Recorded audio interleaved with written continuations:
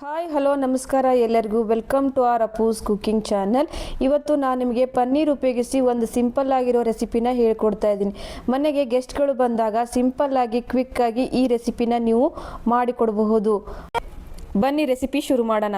ಮೊದಲಿಗೆ ನಾನಿಲ್ಲಿ ಒಂದು ಬೌಲಲ್ಲಿ ಪನ್ನೀರ್ನ ತುರ್ಕೊತಾ ಇದ್ದೀನಿ.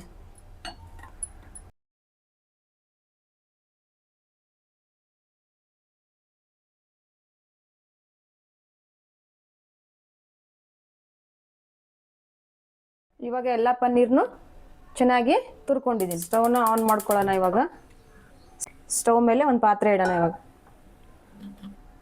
ಇದಕ್ಕೆ ಇವಾಗ 2 ಟೇಬಲ್ ಸ್ಪೂನ್ ಅಷ್ಟು ಆಯಿಲ್ ಹಾಕ್ಕೊತಿದ್ದೀನಿ. ಎಣ್ಣೆ ಚೆನ್ನಾಗಿ ಕಾದಿದೆ. ಜೀರಿಗೆ, ಚಿಕ್ಕದಾಗಿ ಕಟ್ ಮಾಡ್ಕೊಂಡಿರೋಂಥ ಆನಿಯನ್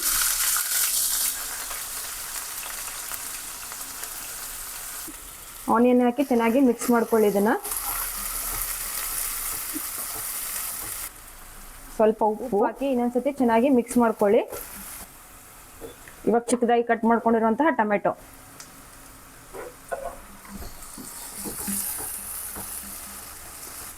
ಮತ್ತೆ ಒಂದು ಹಸಿಮೆಣಸಿನಕಾಯಿ,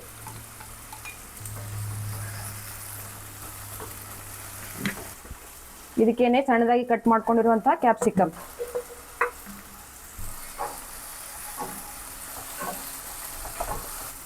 ಕ್ಯಾಪ್ಸಿಕಮ್ ಹಾಕೊಂಡು ಚೆನ್ನಾಗಿ ಮಿಕ್ಸ್ ಮಾಡ್ಕೊಳ್ಳಿ.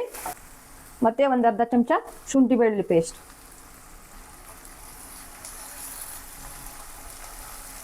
ಚೆನ್ನಾಗಿ ಮಿಕ್ಸ್ ಮಾಡಿಕೊಂಡು ಲಿಡ್ನ ಕ್ಲೋಸ್ ಮಾಡಿ 5 ನಿಮಿಷ ಇದನ್ನ ಬೇಯಿಸ್ಕೊಳ್ಳೋಣ. ಮಿಕ್ಸಿ ಜಾರಲ್ಲಿ ನೆನೆಸಿ ಮತ್ತೆ ಸಿಪ್ಪೆ ತೆಗೆದಿರುವಂಥ ಬಾದಾಮಿನ ಪೇಸ್ಟ್ ಮಾಡ್ಕೊಂಬರೋಣ.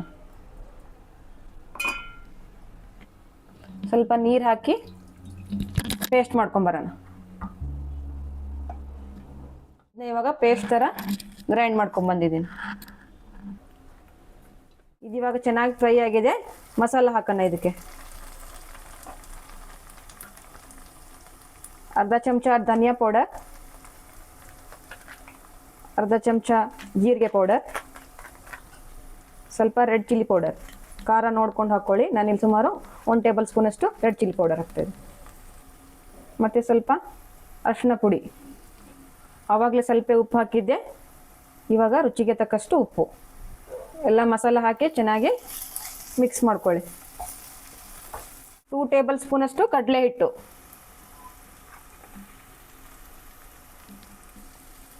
ಕಡಲೆ ಹಿಟ್ಟು ಹಾಕಿ ಚೆನ್ನಾಗಿ ಮಿಕ್ಸ್ ಮಾಡ್ಕೊಳ್ಳಿ. ಕಡಲೆ ಹಿಟ್ಟೆಲ್ಲ ಹಸಿ ವಾಸನೆ ಹೋಗಬೇಕು, ಅಲ್ಲಿವರೆಗೂ ಫ್ರೈ ಮಾಡ್ಕೊಳ್ಳಿ. ಇದನ್ನು ಆವಾಗಲೇ ಗ್ರೈಂಡ್ ಮಾಡ್ಕೊಂಡಿರುವಂಥ ಬಾದಾಮ್ ಪೇಸ್ಟ್ನ ಇದಕ್ಕೆ ಹಾಕ್ಕೊಳ್ಳೋಣ. ಪೇಸ್ಟ್ ಹಾಕಿ ಚೆನ್ನಾಗಿ ಮಿಕ್ಸ್ ಮಾಡ್ಕೊಳ್ಳಿ. ಇದಕ್ಕೆ ನಾನು ಸ್ವಲ್ಪ ನೀರು ಹಾಕಿ ಹಾಕ್ತಾ ಇದ್ದೀನಿ.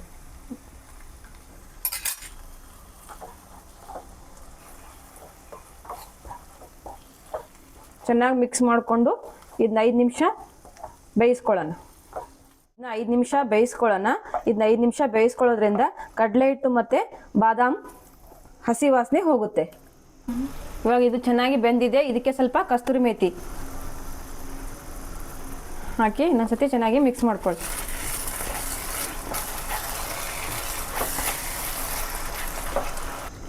ಇದು ಇವಾಗ ಚೆನ್ನಾಗಿ ಫ್ರೈ ಆಗಿದೆ. ಇದಕ್ಕೆ ನಾವು ತುರಿದಿರುವಂತಹ ಪನ್ನೀರ್ನ ಹಾಕೋಣ.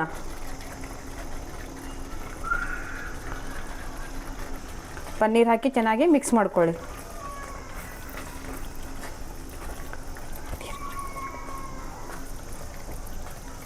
ಇದು ನಿಮಗೆ ಗಟ್ಟಿ ಅನಿಸಿದರೆ 2 ಟೇಬಲ್ ಸ್ಪೂನ್ ಅಷ್ಟು ನೀರು ಹಾಕ್ಕೊಳ್ಳಿ.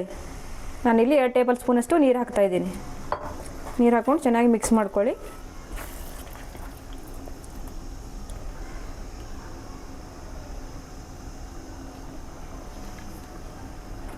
ಲಾಸ್ಟಲ್ಲಿ ಸ್ವಲ್ಪ ಕೋರಿಯಂಡರ್.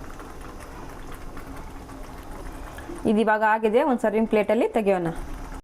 ಸಿಂಪಲ್ ಆಗಿ ಕ್ವಿಕ್ ಆಗಿ ಟೇಸ್ಟಿಯಾಗಿ ಮನೆಯಲ್ಲೇ ಪನ್ನೀರ್ ಉಪಯೋಗಿಸಿ ಬುರ್ಜಿ ಹೇಗೆ ಮಾಡ್ಬೋದು ಅಂತ ಹೇಳ್ಕೊಟ್ಟಿದ್ದೀನಿ. ಒಮ್ಮೆ ಆದರೂ ಪನ್ನೀರ್ನ ಈ ಥರ ಡಿಫ್ರೆಂಟಾಗಿ ಮಾಡಿ ನೋಡಿ. ನಮ್ಮ ರೆಸಿಪಿ ಇಷ್ಟ ಆದರೆ ನಮ್ಮ ಚಾನಲ್ನ ಸಬ್ಸ್ಕ್ರೈಬ್ ಮಾಡಿ. Take care. ಬಾಯ್.